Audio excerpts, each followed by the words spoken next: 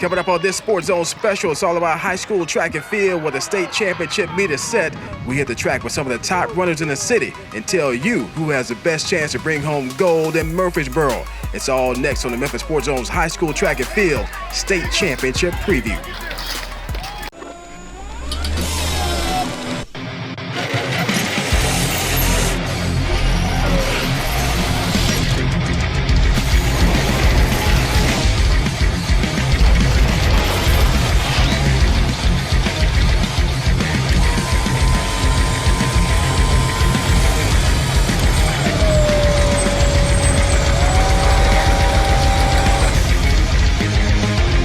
Welcome back to the Memphis Sports Zone's high school track and field state championship preview. On this show, we highlight some of the city's top track athletes that get set to go for the ultimate prize, a state championship. We begin at Kirstin Brothers, where a Purple Wave sprinter could lay claim to being the fastest man in the state.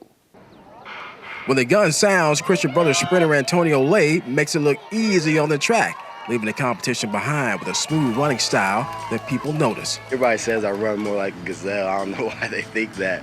But when it comes to running, I just run my hardest, and what it turns out, what it looks like is how it looks. And what it looks like is championship fast. Lay is the defending Division II AA state champ in the 100 and 200, and just recently he ran the state's fastest time in the 100 for this season. He's hitting his stride at the right time of year. I'm in a really good position right now. With the 100, I just ran 10.5 last week, and the 200, I always feel like I can break.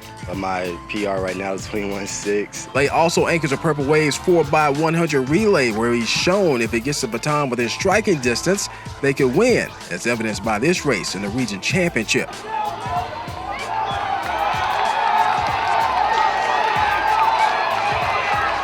But it's not just on the track where he plans to pull in front. He's a favorite to win the long jump as well. Last year he placed third in the pit. This year is a priority to change that. He has a state's top jump in Division II at 22.10. He's looking to pull off the rare feat of bringing home 4 gold medals.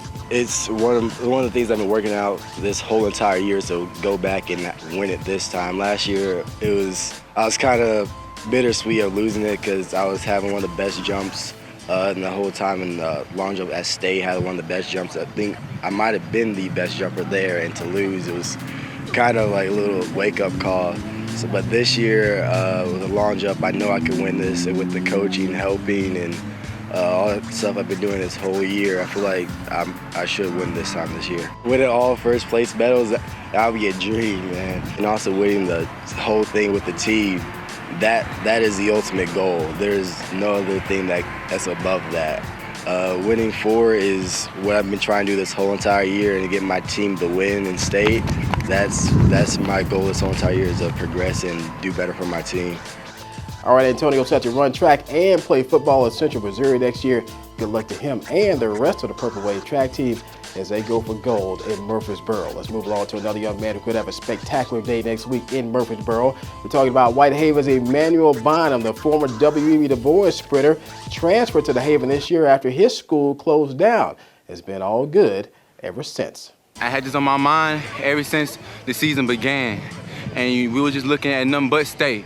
You know, this is what we've been preparing for, you know, and now we out to go get it.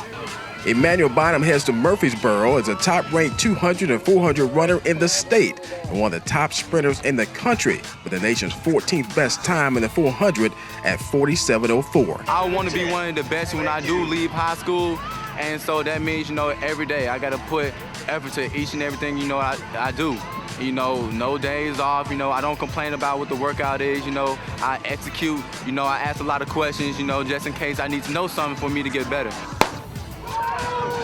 He could bring home the 100 championship as well. He's been winning all season, highlighted by a first place finish in the sectionals. Working on my blocks more, you know, on the straightaway. Hope I can get, like, you know, some faster steps. And, you know, I'm excited to run the 100 at state. Next year, Bynum is taking his talents to Tennessee to run for the Big Orange. But before he gets to Knoxville, he wants to leave a legacy in Murfreesboro. You know, I want to go out my senior year with a bang. So, you know, I want to leave a statement here in Tennessee, you know, make sure, you know, I'm here for a good minute. You know, my name, you know, stays around. It's going to be my year, especially for all the supporters that, you know, support me. You know, they believe in what I do, and, you know, I do it for them. You know, they push me every day. They remind me, they tell me, you know, I have the potential, you know, to make it somewhere. You know, I can't let them down. Let's jump to the hurdles where Central's Dane Weck has been dominant all season. He won the 110 and the 300 at the sectionals. He has the city's fastest times in both races and ranks in the top 6 in the state time-wise in both. He'll be making his first trip to Murfreesboro, where he's looking for a strong finish. Feeling right now is I just gotta stay focused and finish the rest of the season off well. Let's take a look at some of the other top contenders from around Memphis. The Owl Seller Shy returns as the D2 400-meter champ. Several other young men can see top finishes in D2. On the D1 side, these young men coming with a shot to place top 3 as well. Let's take a quick break into action. When we come back, we check in on the ladies. Which local girls could light up the track in Murfreesboro? Find out next.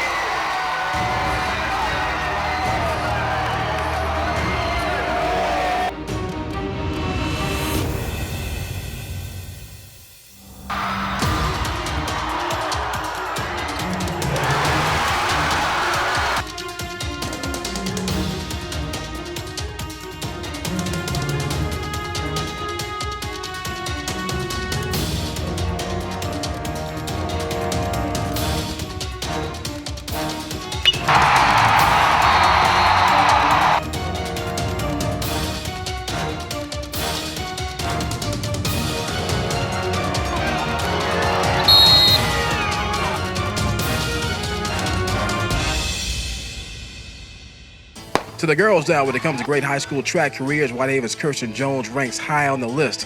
The Ole Miss signee has been a top sprinter in the state since her freshman season. Last year, Jones was hampered by a stress fracture heading into the state meet, but came out of a walking boot to win the 100 and 200 titles. This year, she could pull off a repeat performance.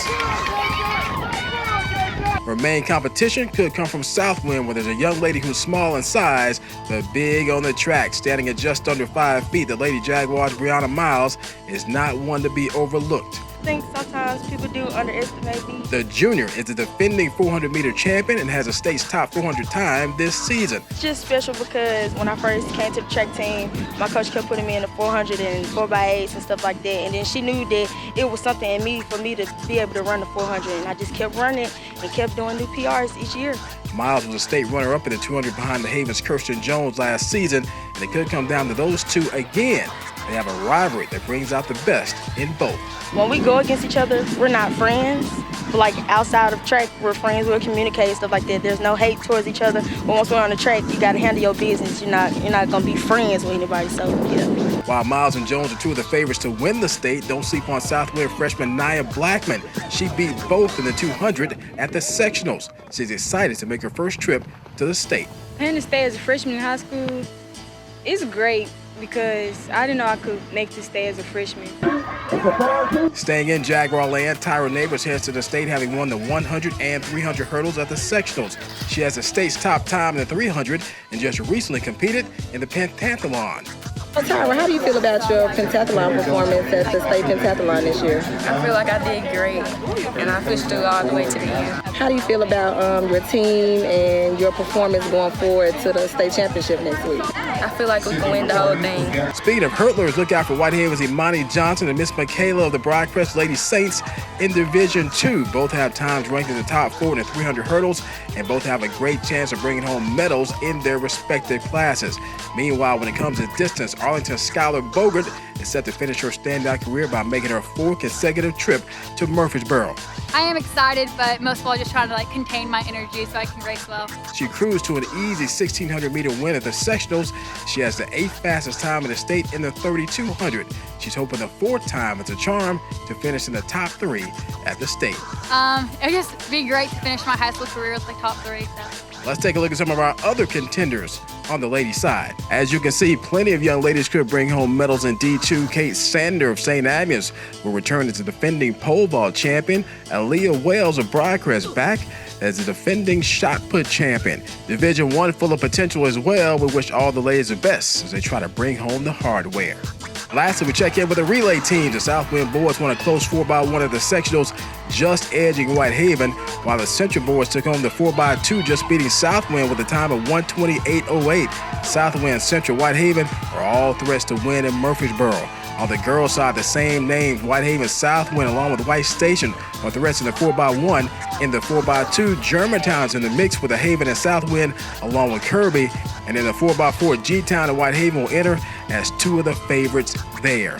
That's going to wrap it up for this Sports Zone special state track preview. Good luck to all in Murfreesboro.